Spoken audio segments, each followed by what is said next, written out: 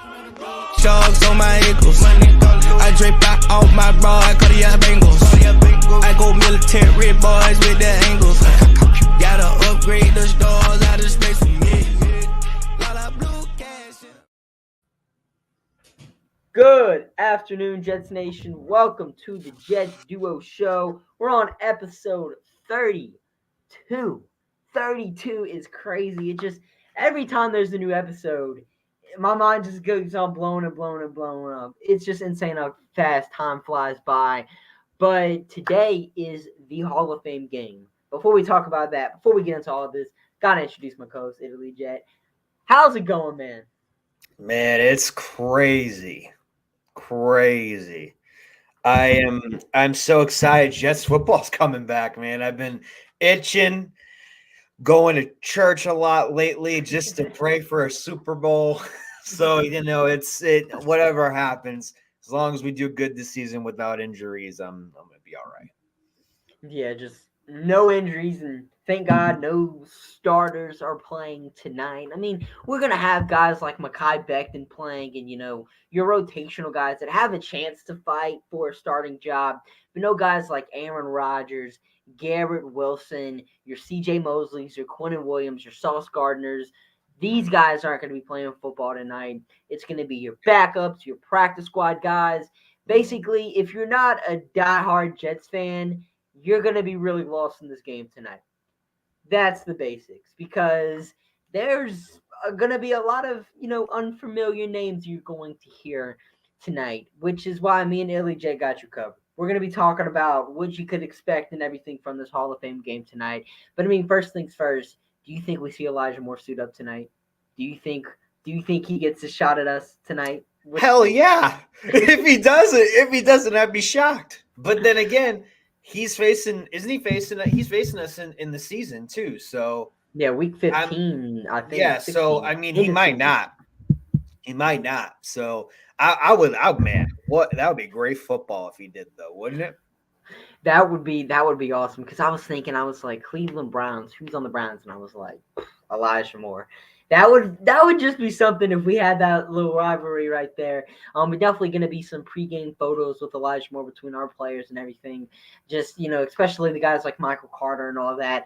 But yeah, I mean, tonight's the Hall of Fame game. I mean, as you said, Jets football is finally back, and we actually played the first NFL game of the season, of the 2023 season. Very first one, which is always a pretty cool honor to have. But in tonight's game, as we just said, there's not going to be any starters playing. The backups are going to be doing their thing. And, of course, a player that we all don't want to be a backup entering his third season, but he is a backup, quarterback Zach Wilson. He's getting his chance to play football at a starting level during preseason tonight. So, Italy Jet, what are you expecting to see from Zach Wilson? How excited are you to watch Zach Wilson play football tonight? And also, happy birthday, Zach Wilson. Oh, happy birthday, Zach. I just want to see what he's all about. I want to see him calm. I want to see command the pocket. I want him to make some nice throws, get those jitters out, relax. You're in a good situation now. I am not a Zach. I am a believer in Zach Wilson still. I think it's his head and his feet that are off. That's the only thing that's off. He's been making some crazy throws in training camp. This is the time to where Zach Wilson, this is his invitational. This is his invitational. This is what he could do. Jake Asman, shout out for that. Invitational, he came up with that. But this is what he has to see. This is what it's all about. You got it. This is your time. So let's make the most out of these 3 games, man. And yeah, I mean, it's just Zach Wilson. He's fighting. I mean, he's not necessarily fighting for a roster spot this year, but he's fighting for a shot to be a starting quarterback in the future whenever Aaron Rodgers is out of the building, which hopefully isn't, until 2025, 2026, hopefully Right. Sometime down the line. Hopefully Rodgers is here for at least the next 2 seasons. But Zach Wilson, we don't really have an answer after Aaron Rodgers leaves, but we're hoping that Zach Wilson is that answer. And I'm not going to sit here and say that the Hall of Fame game in 2023 is going to decide of whether or not Zach Wilson's going to be our starting quarterback multiple years down the line.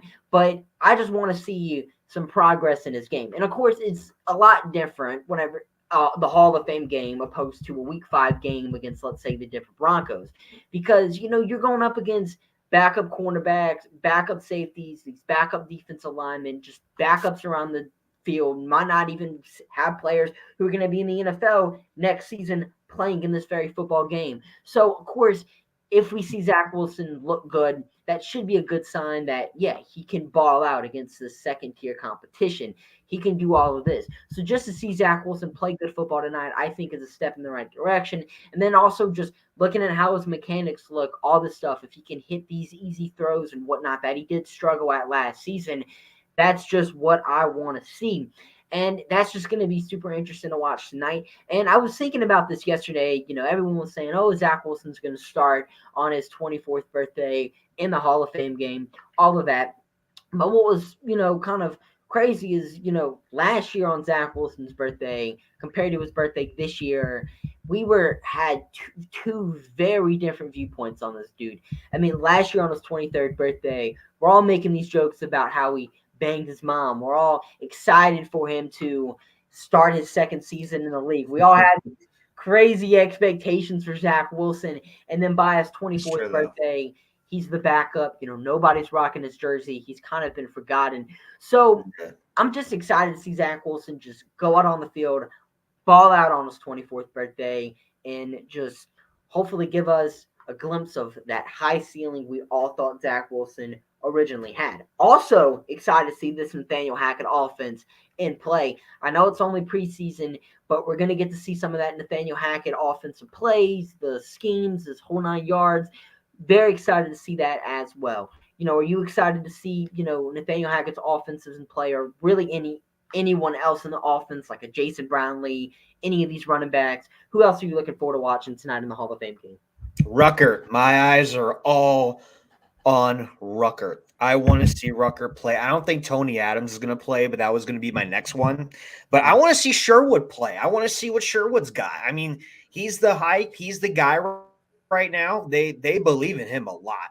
So I really want to see what Sherwood and Rucker have. I want to see if what's Kuntz got? What's Bam Knight have? Bam Knight's been by far the best running back in the camp right now. I want to see what they're all about. I want to see what Dye is going to do. There's a lot of issues on the offensive line. Becton is probably going to be – Becton and Zach Wilson are going to be the headers for this. Oh, yeah. That's what they're all going to keep an eye on. But for now, I want to win, but I want to see growth. Right. If we lose, I'm going to be like, okay, but was there growth? Did we do well in the situations that we needed to do? I just want to see growth from this team. Because preseason doesn't really matter on winning and losing, right? It matters on who's going out for a job. People are fighting for a job. That's what it's all about. If everyone's doing all the right things, then I'm okay with it.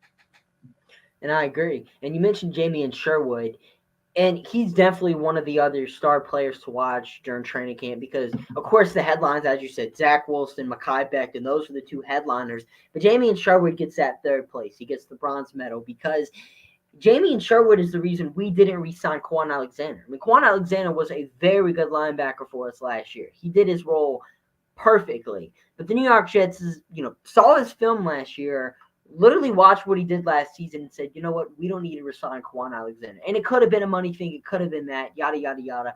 But bottom line is, and everything we're hearing, it wasn't a money thing. Everything we're hearing is that they love Jamien Sherwood. That's been the main thing. It hasn't been money thing, contract, none of that. It was they wanted Jamien Sherwood in this role. And I will say, thinking maybe back. Quan lost a step. Maybe that's true. I don't know. That's true. I mean, Quan Alexander definitely could have lost a step as well. And you never know. It's a bunch of behind-the-scenes stuff that I wish we knew, but we sadly don't. But Jamien Sherwood last year, and I know I've said this before, but just thinking back to what he did last season, and it wasn't a lot, but he made brief cameos in games. And in the Week 9 game against the Buffalo Bills, C.J. Mosley got hurt for, I want to say, 9 plays. Jamien Sherwood comes in for those 9 plays, has like 4 tackles, half a sack, I think a tackle for loss, maybe a pass deflection, something. But anyway, he put up pretty good stats. He played well. He was all over the field, all over the ball.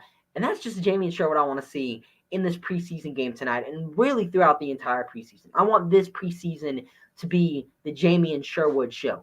I just want to see this dude ball out, because if he balls out, that makes me feel good about us not re-signing Quan Alexander. And if he doesn't even play, I think that's an even greater sign, because if we're not even putting Jamie and Sherwood on the field during preseason, that already tells us that, hey, this dude doesn't have anything left to prove. He already has won this linebacker 3 spot, and we don't need to see anything more of him. We don't need to go out and sign a veteran late in the offseason, which we know Joe Douglas is not allergic to doing. So if we don't even see Jamie and Sherwood at all, that's going to be, whoa, just look at that. And as you said with Tony Adams, you don't think he plays tonight. And if he doesn't play, that's a great thing, because he already is a starting safety right now on our unofficial depth chart. So Tony Adams, if he's starting at safety, Jets are like, we don't need to see anything more from you. You've picked off Aaron Rodgers twice during training camp.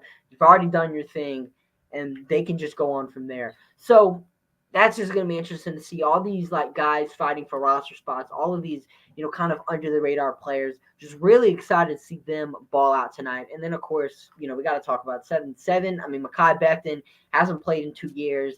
Just hoping for a good game, hoping for a healthy performance from Mekhi Becton, and just want to see this dude absolutely bulldozing players tonight. And so we're moving on to our next topic. We got a potential move at the trade deadline. So I don't know if you guys saw Aaron Rodgers' comments this week, but he did an interview with Peter King. And Peter King, I don't watch the interview. I didn't read the interview, but the biggest highlight from it was that Aaron Rodgers said one of the main reasons he took this $35 million cap, hit, or not cap hit, restructured his contract, freed up $35 million for the New York Jets.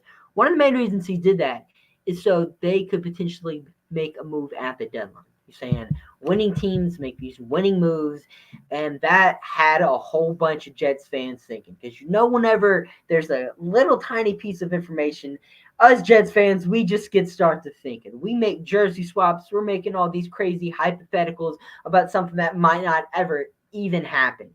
But if we were to make a move at the deadline, what do you think that move could be? And why is it Davante Adams? Man, I don't know if it's going to be Davante Adams. Maybe it could be a linebacker. I mean, it could be a wide receiver. I would love it if it was Davante. I think it's going to be maybe a linebacker eventually. I think safety they're pretty good on. I think they like Tony Adams a lot. I mean, we're thin at linebacker still, so I think maybe that could be a reason, or an offensive lineman like Bakhtiari from the Packers, right, or some other offensive lineman. I think that's what they're going to gear up for. I think that's what's going to happen. I don't think it could be Cook, but I don't know. I don't.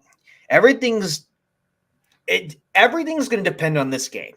This game is going to be the true testament of what kind of move we're going to make. Not only this game, but the game after that and the game after that. Then they have a week off and then game 1.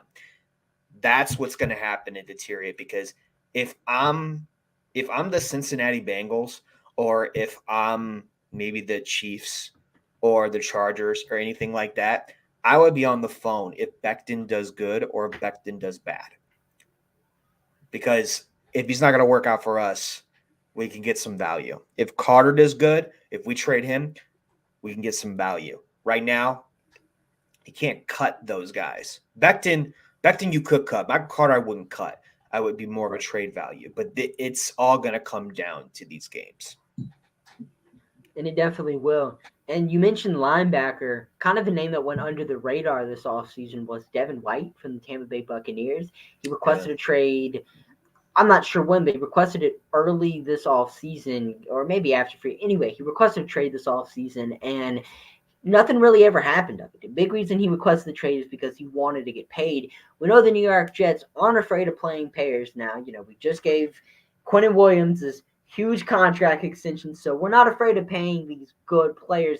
And Devin White's a Pro Bowl caliber linebacker, and if he is, still disgruntled with the Buccaneers, if the Buccaneers have no intentions of trading or no intentions of paying him, then Joe Douglas, if Jamie and Sherwood isn't working out by the deadline, because as far as we know, he could be playing great. But if the New York Jets feel like they need to make a move at linebacker, go ahead and call for Devin White, pay him the bag, and next thing you know, we have C.J. Mosley, Devin White, and Quincy Williams in the same linebacker room.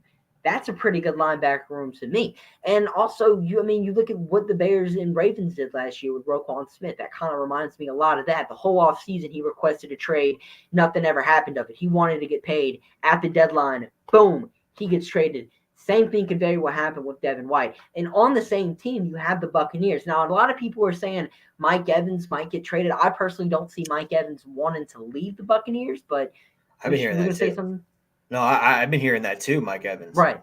And he's kind of just been a name that's been floated around this entire off season. I mean, even before the draft started, I've been seeing people saying, "Oh, we should trade away a second-round pick for Mike Evans." And he's kind of just been a name that's been floated out there. I've never really seen any trade rumors around him, like any official trade request or none of that.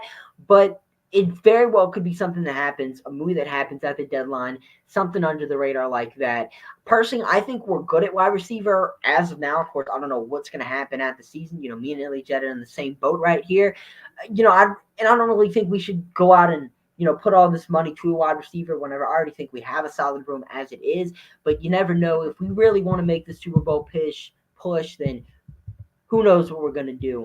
Harlan entering the chat. He says, "Greetings, Drew Jets and Italy Jet. How's it going, Harlan? Love to see you back in the chat. And if you have any ideas of who we can make a move for at the deadline, of course, comment them down below, Harlan, and we'll definitely get to your comment. But moving on to Joe Tippmann. If you guys saw the storylines this week, basically Joe Tippmann isn't going to be starting the season. Well, it's not like a confirmed. No, it's more like it's not confirmed. It's right. It's nothing. It's just like all of this push under the water. But it sounds like he might not be starting this season. So, what are your thoughts on that? I think it's stupid. Even if he starts or doesn't start, I think he will start. But I know they're trying out McGovern and Wes. What's Schneitzer? Schweitzer or something. Yeah, Schweitzer. I think even if they start, if you give Tippmann a red shirt year and have him be really good next year, I'm okay with that too. Look at Max Mitchell. Max Mitchell didn't come until the end of the year when we absolutely needed him because of all the injuries we had with Fant, Becton, and list goes on and on. Vera Tucker. The thing about that is, if we'll know in the next 3 games. We'll know the next 3 games if Tippmann is going to start or not. If he absolutely balls tonight, then he might be our starter. Second game, you never know too. This is nothing to panic about, and this is nothing to stress out about. This is an actual good staff that's going to protect the players and give them time to develop like they did with Rucker. Right. So I'm not worried one bit. Me neither. And you saw a bunch of people freaking out about this whenever, it first got released. You see a bunch of people on Twitter saying, "Oh, this was a terrible pick by Joe Douglas." You even had people saying Joe Douglas was such a terrible general manager for taking a player in the second round who's not even going to start year 1. And I'm just thinking, what are you guys saying? How is this what is going on? Of course, we signed Connor McGovern, 4 weeks in a week, but ahead of the draft. It's all this stuff. And I'm not looking at this as a bad thing at all. If he doesn't start year 1, he doesn't start. Now, if he wasn't starting year 1 and we were having Wes Schweitzer as our starting center, then I would be concerned because so far in training camp, he's played pretty terrible. But we have Connor McGovern, who played like a top 15 center last year. Is he one of the best in the league? Absolutely not. But he's a consistent, and by consistent, health-wise, definitely. He played in every single snap last year. He's a healthy, fairly consistent player. That's good to have. So having Joe Tippmann sitting on the bench, developing for the next 2 years, that's definitely great to have. The background noise, that's if you guys can hear that, my mom's watching the movies, and I'm guessing a crazy part going on. Nothing, no one's breaking in my home or nothing. That's hilarious. If you can even hear that in the background, I'm sorry. I just started busting out laughing. But anyway, back to Joe Tippmann. If he doesn't play year 1, he doesn't play year one. The New York Jets can sit him and develop. Harlan coming in the comments saying Tippmann will be okay. He will not start the season with the veteran center. At least Roger knows what he's getting in a veteran. With a rookie, you don't know what you're getting. And I mean, yeah, this also could be Aaron Rodgers is doing. Maybe he just was comfortable with this veteran center and Connor McGovern snapping the football than a rookie, which is, which could be true. We've seen Aaron Rodgers have his distaste in rookies in the past. So you never know what's going to happen. But I wouldn't overreact to this Joe Tippmann news. It's really nothing to be worried about. And hopefully in 2 years, or hopefully next year, I'm saying 2 years, it's all confusing. Next season, we could see Joe Tippmann be the starter and ball out. Now on to our final topic of the day. We, of course, have the New York Jets releasing their depth chart. Some interesting, things on this chart. So let's just go ahead and break this down. I'll pull it up on the screen right now. And can we see it? Yes, we can. Alrighty. So first and foremost, running back, we got Michael Carter, Zonovan Knight, Israel Abakanita, Travis Dye. There's that. Carter is still the running back one, technically right here. He's getting those reps over Zonovan Knight. Will be interesting to see if that changes throughout the rest of camp. And, of course, if Dalvin Cook is signed, it's going to be between those two guys. And whoever wins that battle, I think, will be that running back three and will end up definitely getting cut. Quarterback, Rodgers, Wilson, Boyle, Streveler, no surprise. And hold on, wait a minute. Speaking of Chris Streveler, we didn't talk about him at all for the Hall of Fame game. How did we forget Chris Streveler? What are we doing? I don't know. Chris Streveler's fourth, yeah. Yeah, I mean, dude was. Hey, did you see what Harlan said? Anybody have a magnifying glass? Oh yeah, yeah. Sorry about that. Yeah, you guys definitely can't see this. Let me see if I can zoom in. I can actually see. Oh, there we go. There we go. Is that better? Oh yeah, That's better. That is a lot better. Alrighty. It's just hard because I can't tell because it's like split screen right here. But wide receiver, you got any thoughts on this? Wilson, Lazard, Hardman. You got Corey Davis up at the top right here. So there's that. Nothing too insane, nothing out of the ordinary yet until we get to I'm not shocked for now. Yeah, me neither. It's just what we all thought. There's that. But then you get to the offensive line. And Max Mitchell starting as well as Billy Turner. Now, of course, one of those guys will be booted out. Probably Billy Turner once Dwayne Brown gets back in the lineup. But if the season started today, how you feeling with a Billy Turner, Max Mitchell starting, as our two tackles? I don't think it's going to happen, but I would be better with Max Mitchell. Right. Because, of course, Dwayne Brown is coming back, and hopefully he does come back in time for the season. Yeah. But it's just, I really don't know Panky and Glazer I don't really want. Lang I don't really want. Sennett I don't really want. I mean, I do want Yodny, and I do want Warren. I think those guys could be good in the future. I just don't know what I think about Panky and Glazer, though. Yeah, definitely too interesting. I mean, those are two guys that I doubt will make the roster. Probably practice squad candidates at the best, I would have to think, what they were last season. Of course, you see a wide receiver right here, Jason Brown-Lee, headlining that kind of wide receiver 5 spot. I don't know. Would he be ahead of Randall Cobb if in the lineup right here? I guess Irvin Charles is as well, which, Cobb did just get back from injury, but definitely interesting nonetheless. Moving on to the defensive side of things, D-lines looking Carl Lawson, Quentin Williams, Al Woods, JFM as our starters. Then you got JJ, Quentin Jefferson, Solomon Thomas, Michael Clemens running up and our twos. And then, of course, Will McDonald, Matt, Kansas Smart, Bryce Huff in the third. I question Mac. That's the only thing I question, though. Isaiah Mack? I just question that. I agree with Harlan. I think Cologne's going to be a good player, too. I forgot to mention him. Oh, yeah, Tristan Cole. Yeah, I like Cologne, too. Yeah, go ahead, Jim. Yeah, Mac. I question Mac, but everything else I'm good with. Yeah, same. Huff being third string is a little, Yeah. like okay, I guess, but Yeah, he is. that's never mind then. Huh. Clemens, I thought Clemens would be more of a DL, right? Because weren't they Right. supposed to move Franklin Myers and Clemens to DL? Well, I say they're gonna play both basically. It's gonna be like a Okay. split. Yeah.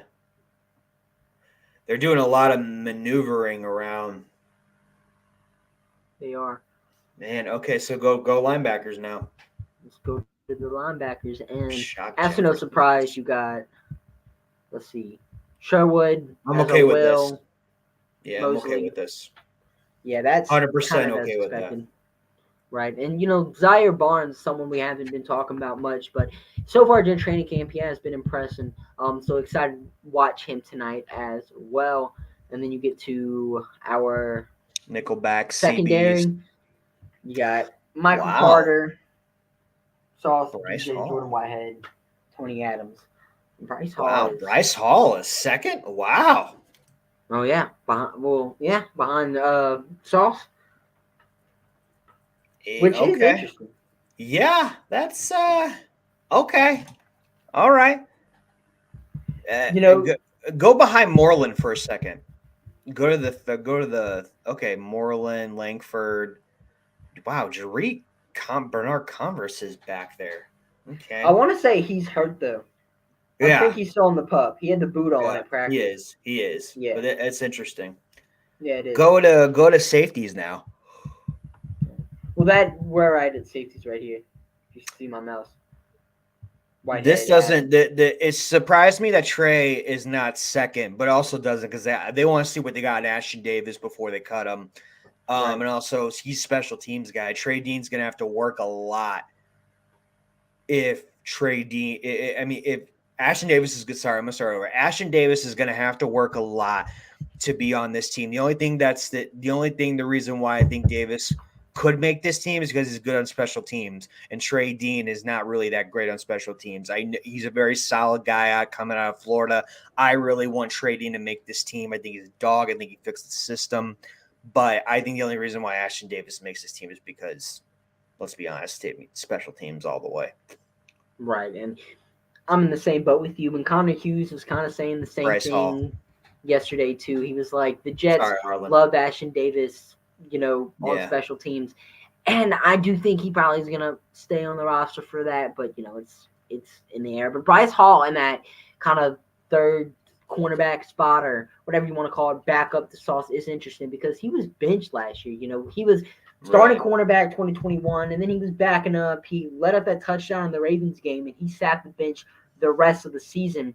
And he's ahead of Brandon Echols right now, which just is interesting. I would have expected Brandon Echols to be higher on that depth chart. Jimmy Moreland's also a name to watch out for as well because throughout, the entire training camp, he's been making plays after plays. Want to say he had a pick six off of Zach Wilson or Tim Boyle the other day in practice. He's just been a ball hawking corner. And Moreland, not too long ago, I want to say it was Zach Wilson's rookie season, got cut from the Commanders, I want to say, and everyone was saying this dude is the cornerback to get on the waiver wire. Remember, he was this big old name on the waiver wire. Everybody wanted him, and now he's sitting here on the New York Jets practice squad most likely as a third string corner, but he definitely has that talent. Just going to be interesting to see where he goes. Harlan says we probably not see Adams tonight, but Amos and Waters could have a battle. It's possible, but I just think Amos probably is going to be on the roster just because we signed him that late in the offseason after the Clark injury. And also maybe Clark wasn't even going to start for us looking at this depth chart now, knowing that Amos is kind of that replacement.